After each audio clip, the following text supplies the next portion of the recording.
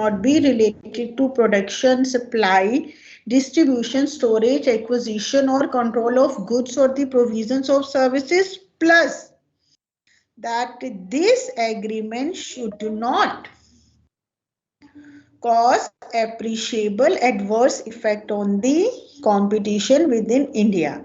And if these two conditions are satisfied, it means the companies are entering into the anti-competitive agreements. Once again, I'm repeating that though the agreements which are relating to the production, supply, distribution, storage, acquisition, or the control of goods or provisions of services, and if these agreements are causing appreciable adverse effect on the competition within India, then those agreements are known as anti-competitive agreements.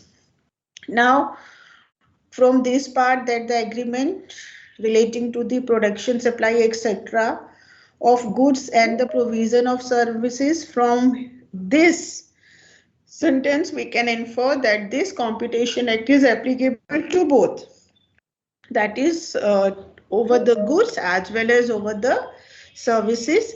And the second says that it should not cause an appreciable adverse effect on the competition. Now this question might be rising in your mind that what does it mean that it should not cause, that is it should cause the appreciable adverse effect. Now appreciable adverse effect on the competition here means if the agreement is either distorting the competition in the market, either reducing the competition, or either curbing the competition within India, it means that this agreement is causing adverse effect on the competition. If any agreement is causing adverse effect on the competition, those agreements are called as anti-competitive agreement. And these anti-competitive agreements are of two types. One is the vertical, another one is the horizontal. What are the horizontal agreements, anti-competitive agreements? They are given under section 3.3.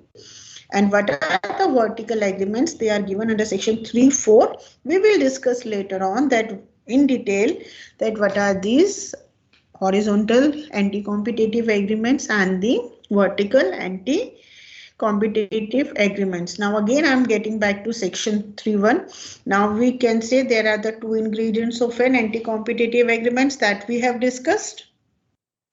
Now there are number of terms which are given in section 3.1 requires the, that is explanation. Now these terms are enterprise, and if we know what is the enterprise, then we can understand what is the association of enterprises, or person, second term. If we know the persons, then we can infer that what are the association of persons, and goods, services, that what is the meaning of the goods, what is the meaning of the services, and then that how do we know, the last question that might be arising after that is reading section 3.1, that how we can determine whether the agreement are causing an appreciable adverse effect on the competition within India. Now Competition Acts provide the certain factors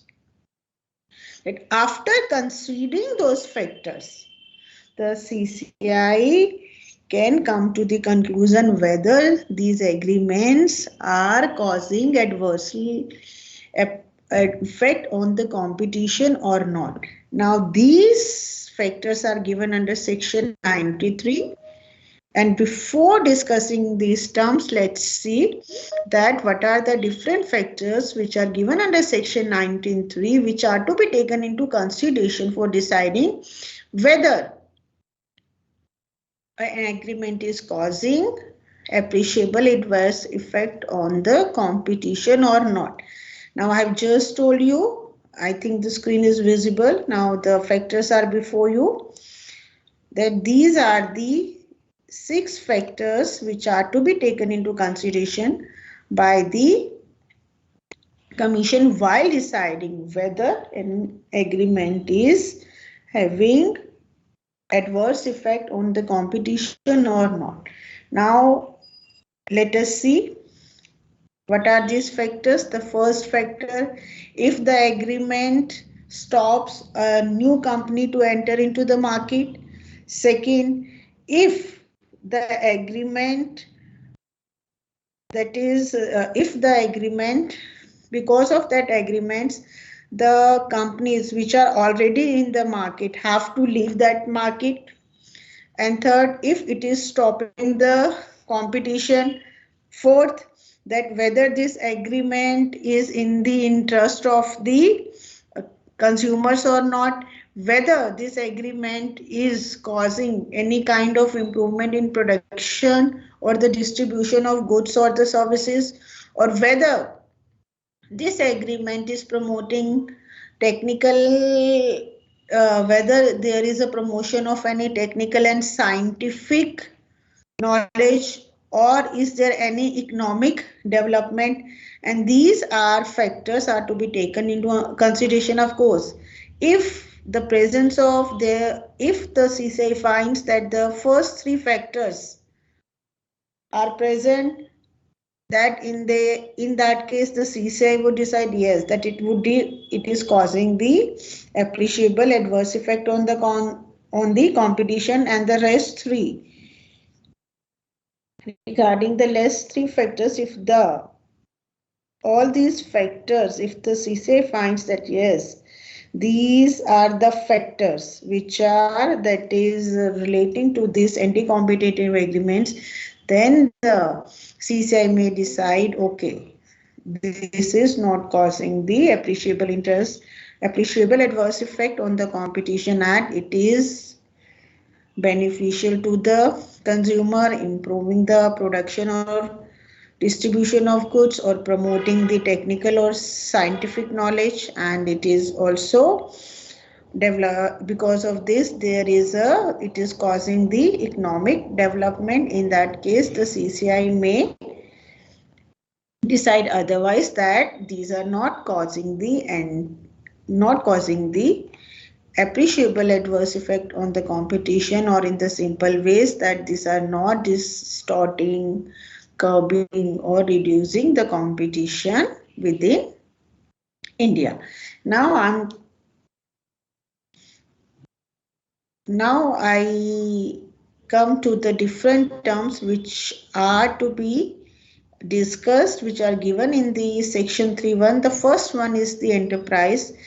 Now section 3.1 says that this section 3.1, when we read this section 3.1, then we could infer that which cannot enter into the anti-competitive agreements. These are enterprise or association of enterprise, person or association of person. These cannot enter into the anti-competitive agreements. Now what are these enterprise, or what is the person? Now what is the enterprise, what is the person? That is defined under the Competition Act. Now what is the enterprise? That is defined under section 2H. Now the section 2H says this enterprise means a person or the department of the government, and if these, that is the person or the department of the government is engaged in the production, storage, supply, distribution, etc. of the goods or the services, and the services are relating to the investment or acquiring or dealing with the securities. Now the section 2H further says, now this whatever activities which are mentioned in the 2H, that might be carried on by the enterprise, or it may be carried on by its unit, its division or subsidiary. It means if something, suppose there is an enterprise A, and this enterprise A has a subsidiary B, and this subsidiary B is providing the services relating to the investment. Now in this case, if this and that is subsidiary B violate the provisions of the Competition Act, then it would be presumed that it has been done by the enterprise. Now this section 2H further says it does not matter whether the enterprise or these units or divisions are located at a same place. Now they may be located at a different places. So that is, the place does not matter in this case. And now in the last part of the section 2H, it provides the certain exceptions. Now these exceptions are provided regarding the government. Now this last part of the section 2H says that in certain cases, the government would not be termed as an enterprises. Now when the government would not be termed as an enterprises, when the government deals with the atomic energy, currency, defense and the space activities. In that case, if it is entered into any kind of an anti-competitive agreements, in that case, the section 331 would not be applicable because these activities of the government are out of the scope of the section 3 of the Competition Act.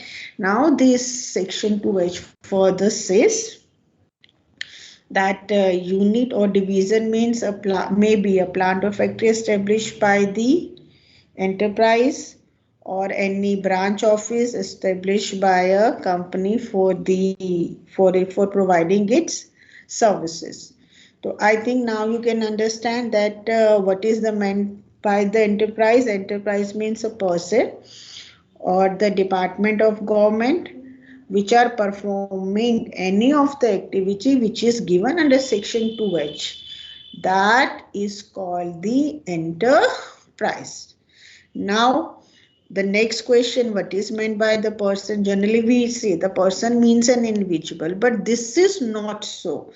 In the Competition Act, the section 2L of the Competition Act provides that what is a person. But under section 2L, a number of entities are mentioned which are called as person, and if any of the entities enter into an anti-competitive agreements, then the section 3 of the Competition Act would be that is applied on those entities. Now let us see that what are the different entities on which this Competition Act is applicable.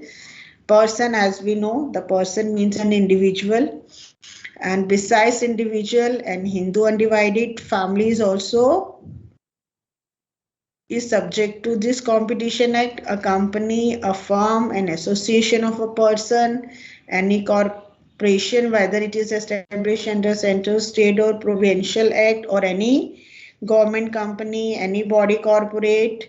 Now we know in the last semester you must have studied that company means the company which is incorporated under the Companies Act, but the terms body corporate has a wider meaning.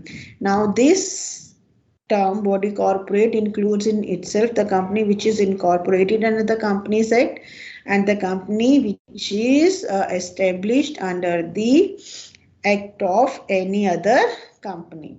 Now the cooperative society, any local authority, and besides this, if there is any other artificial juridical person which is not mentioned above, that also termed as a person. It means that all the entities which are mentioned under section 2L cannot violates the provisions of a Competition Act. If anyone violates the provisions of a Competition Act, it means that they would be, that is, punished under the Competition Act.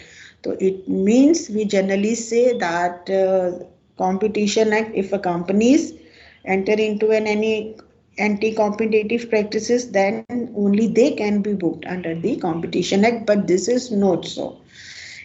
Or any of the entity which is mentioned under 12 can be booked under the Competition Act if they violate or if they enter into any anti-competitive practices. So I think now you have understood that what are the different entities on which the Competition Act is applicable. Yes, students, any doubt or question till now?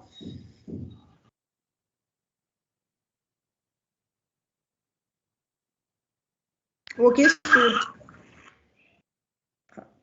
okay, if no question, then I am moving to the next part. Now we have just discussed that what is an enterprise, what is a person. Now the next term which require explanation is the agreement. Now what is the agreement? Agreement means the something which is decided between the two persons, that can be called as an agreement.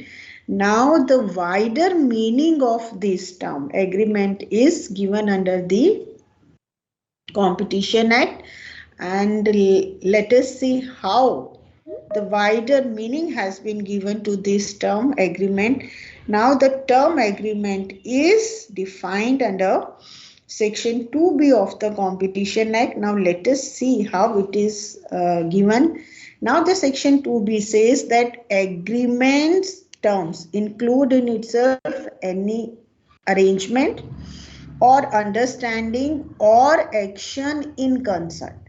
It means if enterprises or the persons enter into any kind of arrangement which cannot be given the name of the agreement, then that person can be booked under the Competition Act. And if there is some kind of understanding between this, that is the entities, and that can also be booked under the Competition Act. And the next expression is action in concert. Action in concert here means the concerted practices. Now concerted practice means suppose there are two companies A and B. Now they have a meeting and they both have decided that okay, they would sell their product at a same price. Earlier the company A was selling its good at 100 rupees per piece, and another company was selling at 90 rupees per piece. Now they have decided that they both of them would sell their goods at 120 rupees, and after that meeting, now both companies are selling now their goods at 120. Now it means action in concern that both the company are doing something and this is being done after a meeting. So such activity is called as action in concert, and if this is done and this is affecting the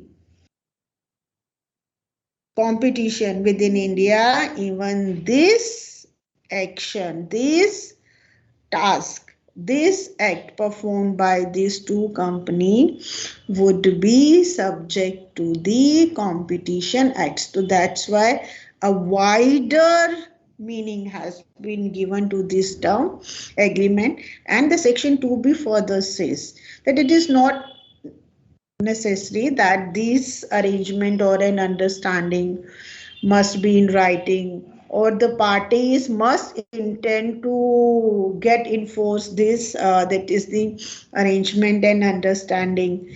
Now the question is why such kind of meaning is given to the section 2B. The reason being this, that whenever an anti-competitive practices are entered into, then no evidence is in fact that is left by the alleged parties. So that's why all these things are also included so that no one could get unpunished while performing the anti-competitive practices. Now, there is another term which requires explanation, that is the goods, and we know what is meant by goods. In the second semester, we have read the Sale of Goods Act, and the Sale of Goods Act define what is the goods, and besides this, whatever is given in the Sale of Goods Act, the Competition Act also provides certain things which can be called as the goods. It means on these things also the Competition Act would be applicable. The first is the products. Now this can be manufactured, they can be processed, or they can be mined. Now the debentures, stocks, shares, and the third is, and if the goods are imported into India, that those goods which are imported into India are also covered under section 2I of the Competition Act. It means the Competition Act would be also applicable to the goods which are imported into the India. Now next is the services, and the services are defined under section 2U, and a number of services has been mentioned under section 2U. It means if any of the service provider violate the provisions of the Competition Act, then that can be booked under the Competition Act. Now with this, now you have understood that what are the anti-competitive agreements. The anti-competitive agreements are the agreements which are relating to production, storage, distribution of goods, or the provision of services. Plus, if these agreements are distorting or reducing the competition, it means these agreements are anti-competitive agreements. And the section 3, one is applicable to goods as well as services. Now the enterprises or the person or association of enterprises or association of persons cannot enter into the anti-competitive agreements. Now this is given under section 3.1. Now the next, that suppose section 3.1 prohibits that enterprises or person cannot enter into an anti-competitive agreements, but suppose if they enter into the anti-competitive agreements, then what would be the status of that anti-competitive agreement? And this question is answered under section 3.2 of the Competition Act. Now this section says, and if any agreement is entered into in contravention of the provision given under subsection 1 shall be void. And we all know that the meaning of the void means void ab initio, as if there is no agreement between the parties. Now the last part of the today's discussion, that the exceptions. Now under section 3.5 certain exceptions are given. It means section 3 would not be applicable. In these cases, a list of the act is given till 6 point, and these acts are the Copyrights Act, the Patents Act, the Trade and Merchandise Marks Act, the Geographical Indication of Goods Act, the Design Act, the Semiconductor Integrated Circuits Layout Decision Acts. Now suppose if any person, now all these acts give rights to certain person, and if to protect its rights given under this act, if a person does any activity and that activity is violating, or that agreement is violating the provisions of the Competition Act, then the Competition Act's provision section 3 would not be applicable. Now I'm moving to this last 7th exception and the last, that is the export cartels. That the section 3 is also not applicable to the export cartels. Now why? first question is what are export cartels, and the second question that might be arising in your mind, that why export cartels are not governed by the Competition Act. Yes, students, can anybody help me? First question, what are the exports cartels? हाँ जी, export cartels क्या होंगे? Export cartels means an association which is formed of an entities which are exporting goods outside India, and if these associations enter into the anti-competitive agreements relating to export, then that is called the export cartel. Suppose they decide that, suppose there is an association of the, that is the entities which exports says t-shirts outside India. Now they all have decided, okay, that they all will sell or export their goods at a particular price only. Would sell their, that is the t-shirt, at a particular price only. Now the agreement is relating to the price offer, that is regulating the price of the goods. So that's why this practices is relating to anti-competitive agreement. Now even if such agreements are entered into by the companies who are exporting outside India, even then these companies are not subject to the Competition Act according to the section 3(5) of the Competition Act. My question is why? Can anybody tell me the answer or try to answer this question?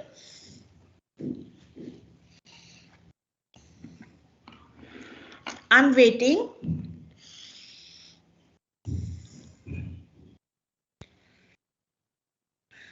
किसी को भी नहीं आता answer? कोई भी answer guess नहीं कर सकता है?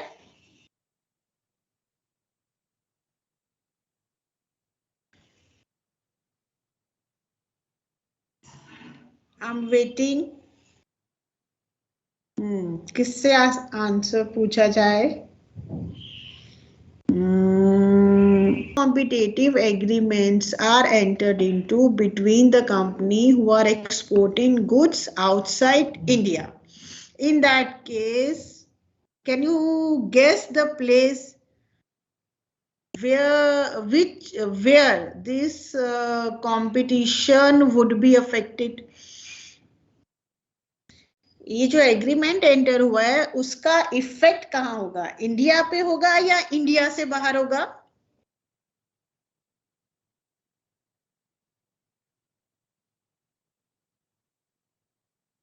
इंटेलिजेंट स्टूडेंट्स कुछ तो डिसाइड करो. हाँ जी, उसका इफेक्ट कहाँ होगा? इंडिया में होगा या इंडिया से बाहर होगा? ये जो प्राइस कंट्रोल हो रहा है वो इंडिया के अंदर हो रहा है या इंडिया के बाहर हो रहा है? मैम इंडिया में. बेटा किसको, कौन से कंज्यूमर इससे इफेक्ट होंगे? इंडिया के कंज्यूमर या इंडिया के बाहर के consumer? Suppose the things are to be that is exported to USA, तो प्राइस कहाँ पे रेगुलेट होगा? इंडिया में या इंडिया के बाहर? मैम इंडिया के बाहर. इंडिया के बाहर है. और अभी again I take back to the section 3(1).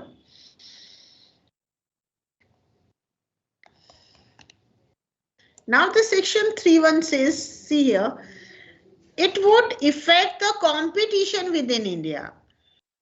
There are the two important conditions, that first it should be relating to this production, supply, storage, etc. Plus it should curb or affect the competition within India.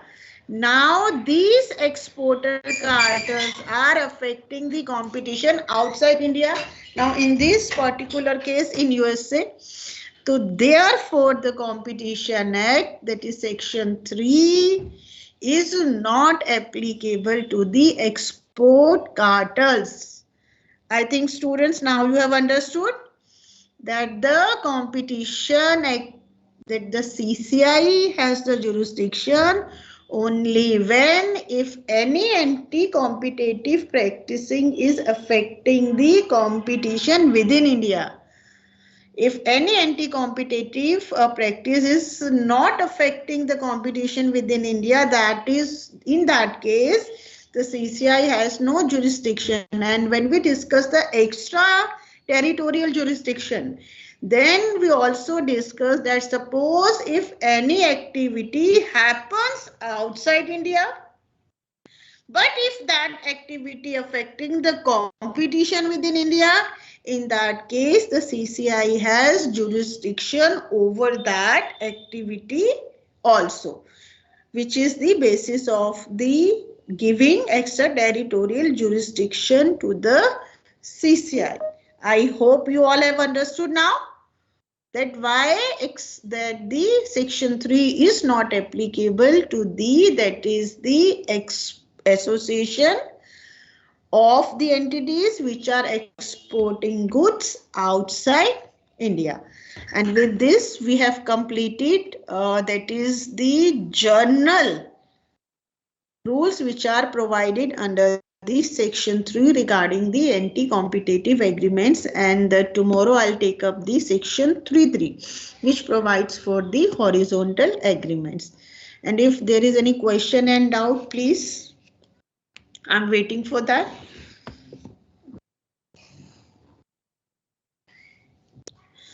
Okay students, if no question and doubt, then attendance time.